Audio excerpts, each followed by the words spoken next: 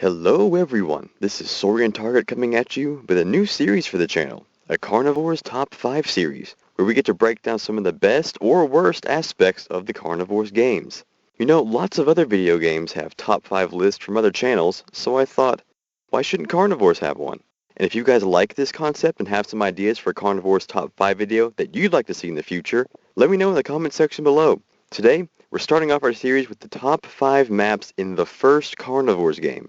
So this video is only going to be covering the maps from Carnivores 1. There will be separate videos covering the top maps in Carnivores 2 and Ice Age, as well as a culmination video on the best maps in the entire franchise, which will include the original trilogy, the mobile games, the reboot, and Cityscape.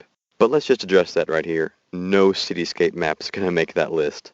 And remember, this list is only my opinion on the best maps in the game. If you disagree, feel free to leave your picks in the comment section below. So without further ado, let's begin.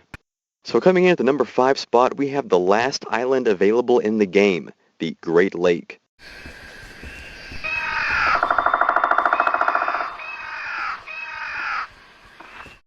Now, it's pretty clear that this map is better than the Woods of Turan Chalks, simply because there is nothing to that map. And the Great Lake has more going on and is very atmospheric. But there was one major problem that almost put the Woods of Turan Chalks in this number 5 spot, and that is the infamous Great Lakes XP bug. This bug basically keeps you from playing on the Great Lake unless you're running Carnivores on compatibility mode. Now, this can be really frustrating when you've spent hours grinding up points. You finally hit the expert rank, unlock the T-Rex, the sniper rifle, and finally, the Great Lake. Then you hit hunt and boom! The game crashes, and you have no idea what to do. Now, luckily, there's a pretty easy fix for this. I'll leave a link for how to fix this in the description below. But it's still frustrating that this happens in the first place. Another reason why the final map to unlock is in last place on this list is that there's just not a lot going on in this map. It is really cool and atmospheric, and feels very desolate and post-apocalyptic, like a huge meteor did strike this place, which is always a fun event in a dinosaur game. But that's also a downfall. It's very barren, and a solid 45% of the map is just water. And the first Carnivores game features other, more interesting maps. So, the Great Lake. It's a super cool map, just not good enough to get past 5th place. Coming in at the number 4 spot on our list, we have the Jungles of Gravit Sappa.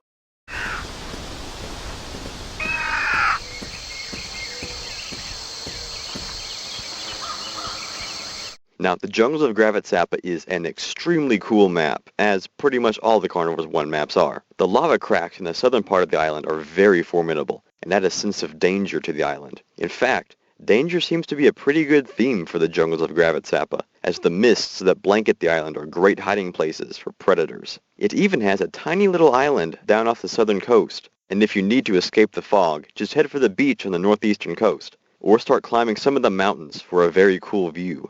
Now, although it is one of the coolest maps, especially for a novice map, it is very basic. Sure, it's got some lakes and some lava, but that's about it. Like the name says, it's pretty much a jungle that lies in a constant state of fog. Even the shape of the island isn't very remarkable. It's your standard island blob. But it's not a bad map. It is very cool. It just finds itself at the number 4 spot. Now, the number 3 spot goes to the Ancient Temple. The Ancient Temple is the first map available for hunters of advanced rank and is a very important map because it's the first island that actually reveals evidence of the extinct race that once inhabited the planet FMMUV-32.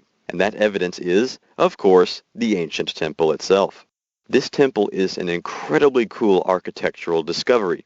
It's located smack in the center of the island. It is a large temple without a ceiling and is surrounded by a moat of lava, which makes it a literal safe zone, the only other one on the planet besides the PC version of Reveren's Bridge. The hieroglyphics on the temple's walls indicate that the natives would worship the velociraptor, and an ominous voice will occasionally speak if you stay in the temple for too long.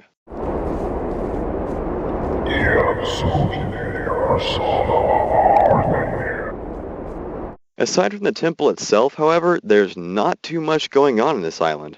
There's a wall of mountains to the northeast and a large mud flat to the south, but besides that, it's a pretty basic map. The shape of the island is even more basic and generic than the Jungles of Gravit Sappa. However, this important map is full of mystery and is incredibly fun to hunt on, and comes in at number 3. So coming in at the number 2 spot, we have one of the more famous Carnivores islands, the Pyramids of Shmu-Hadron. Now, what is so great about the Pyramids of Shmu-Hadron is how varied and diverse it is. It's the second island available for advanced rank hunters and features several different topographies. The northern section of the island is covered in a wooded area with many stone structures jutting out from the horizon, and even has some ponds and a natural pool at the very top of the island. The desert runs through the center of the island, but takes up a nice chunk of the eastern part as well. This is where the pyramids are located, apparently built by a long-gone race. No one knows why these were built or what purpose they served. For me, this adds to the mystery and overall enjoyment of the map, and it's also super cool that there's actually a Tyrannosaurus skull carved onto the front of these pyramids.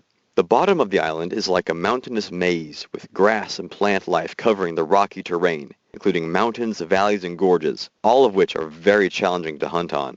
This section is even covered in plants that are a different shade of green, as can be seen from the overhead map. In addition, this island is a pretty unique shape, with tons of noticeable landmarks, landscapes, and even plenty of little notches in its edges. So the Pyramid of Shmu-Hadron, it's super cool, mysterious, and diverse map, and comes in at number 2.